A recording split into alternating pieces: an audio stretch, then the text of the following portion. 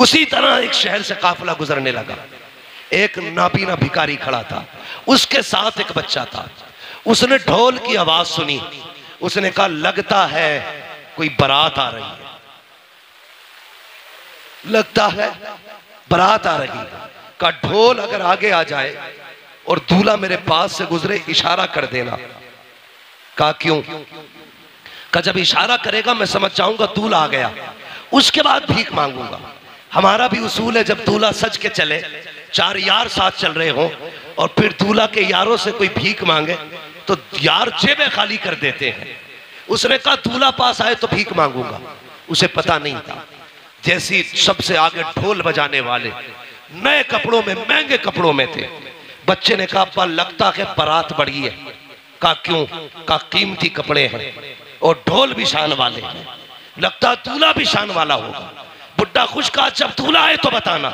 लेकिन जैसी ढोल वाले गुजरे, उन ढोल वालों के पीछे यजीदी चल रहे थे। सबसे आगे शिमर, पीछे सिनान, उर्मला, ये सारे कातिल चल रहे थे। बच्चा देखता रहा, लेकिन जैसी एक नेजा आया जिस नेजे पे मेरे हुसैन का सर था, अब बच्चे के होश उड़ गए। वो दूल्हा के इंतजार में था, लेकिन नेजे वाला सर देख के हैरत में था, ये क्या है। वो संभालना चाहा खुद को, लेकिन न संभाल सका। इतने में पीछे से वो नेजा आया जिस पे अली असगर का सर था। बच्चे ने सर देखा, सोचने लगा इसकी तो खता हो सकती है, लेकिन इस 6 माह के लाल ने क्या बिगाड़ा होगा। ये सोच के वो कांप गया, चक्कर आया, उसने दामन थामा।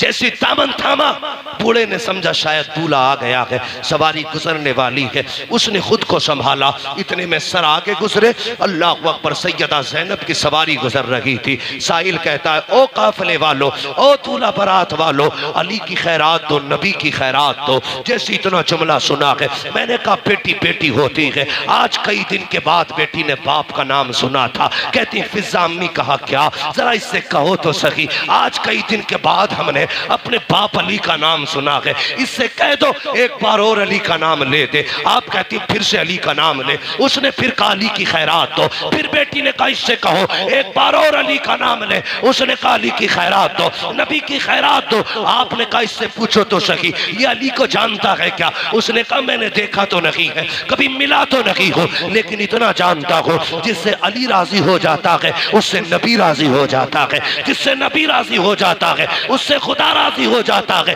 हजरत ज़ैनब ने कहा था इससे पूछो ये चाहता क्या है। कहा तुझे क्या चाहिए। कहा साकिब बचपन से भीख मांग रखे हैं, सदियां बीत गई, हम मांग के गुजारे करते हैं। सैयदा ज़ैनब ने कहा आज के बाद तेरी गरीबी खत्म हो जाएगी। वो देख जिस सवारी पे सकीना बैठ के आ रही है उसके पैरों के नीचे की मिट्टी हटा ले, तेरी जरूरत पूरी हो जाएगी। बच्चे ने तोड़ लगाई।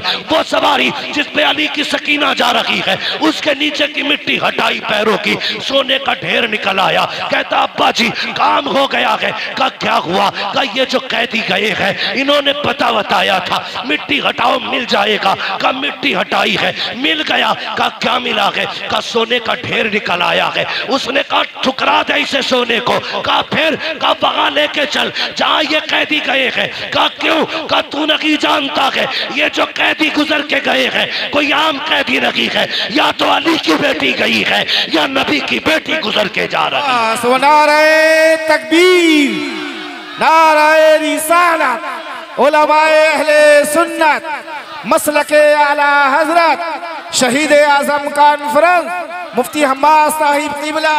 सुभान अल्लाह, सुभान अल्लाह, अल्लाह अकबर। ये काफिला है। कहा या तो अली की बेटी है या नबी की बेटी है। कहा तुम्हें कैसे पता चला। कहा ये शान सिर्फ खुदा ने उन्हीं को दी है, अगर वो कह देंगे तो मिट्टी सोना हो जाएगी, वरना कोई और नहीं है ऐसा। खुदा की कसम मंगता तो है, मंगता कोई शाहों में दिखा दो जिसको मेरे सरकार से टुकड़ा ना मिला हो। आता है फकीरों पे उन्हें प्यार कुछ ऐसा, खुद भीख दे और खुद कहे मंगते का भला। वाह वाह वाह, बेशक बेशक, सुभान अल्लाह।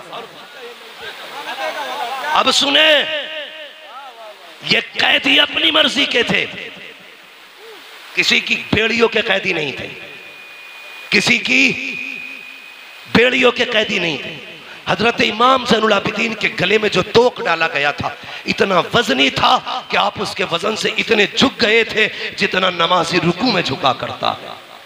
और करबला से शाम तक पूरा सफर झुक के किया था, पूरा सफर झुक के किया। सुने, बहुत गौर से सुने, अल्लाह आपके माँ बाप को सलामत रखे जिन्होंने आपको ऐसी परवरिश दी है। बेटे तुम जिंदा भी नबी के लिए हो और मरना भी नबी के लिए है। ये मोहब्बत उन माओ ने जिन्होंने सिखाई है। अल्लाह उनके रुतबे इकबाल बुलंद करे। हर बेटे की माँ की अल्लाह कब्र भी रोशन करे, दुनिया भी रोशन करे, आखिरत भी रोशन करे। सुने मेरी बात, मैं अली के घर की बात करने लगा हूं।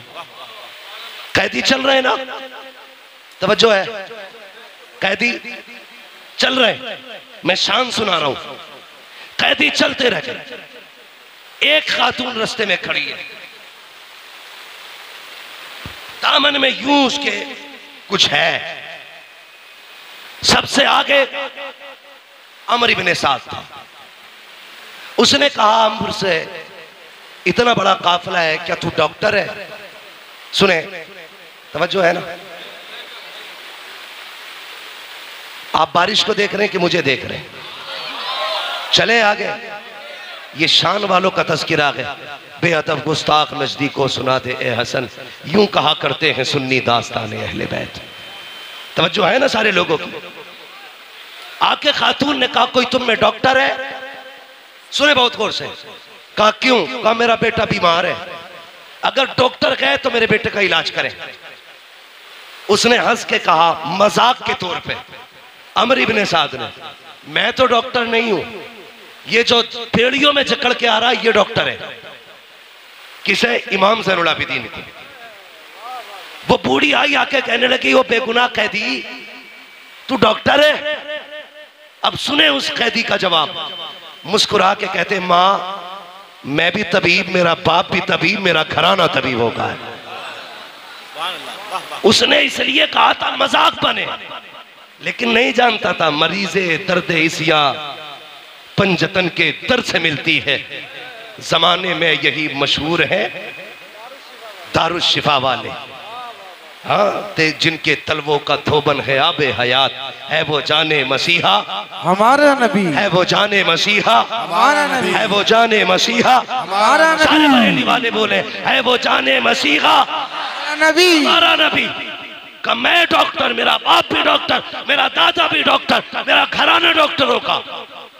उसने कहा फिर ऐसा कर, मेरा बेटा बीमार है। आपने फरमाया मैं चलूंगा, लेकिन इनसे इजाजत ले ले। किन से? जिन्होंने कैदी बना रखा है।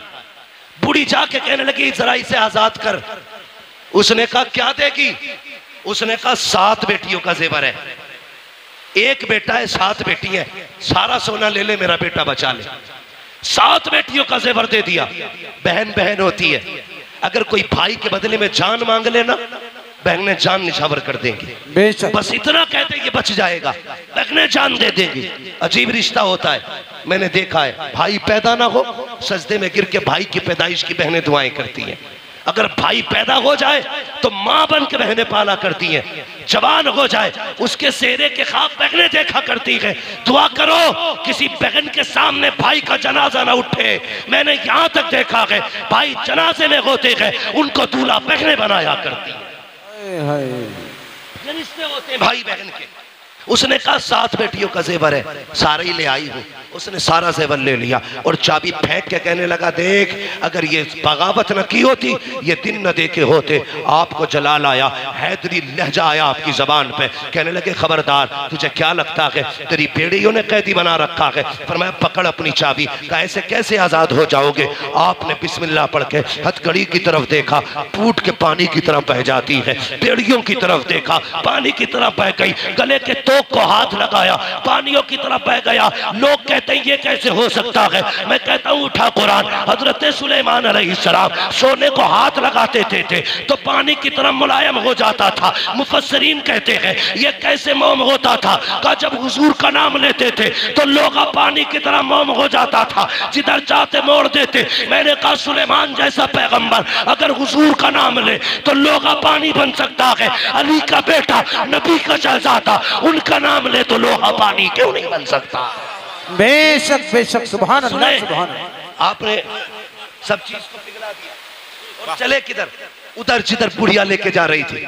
सुने इतने थक चुके थे कि पूरे पैर नहीं उठ पा रहे थे, पैर खचेड़ के चल रहे थे जिससे पैर की लकीर बनती जा रही थी। चलते चलते बुढ़िया का दरवाजा आया। बच्ची दरवाजे पे खड़ी होके कहती है, अम्मा बेटी का इस तबीब को वापस कर दो।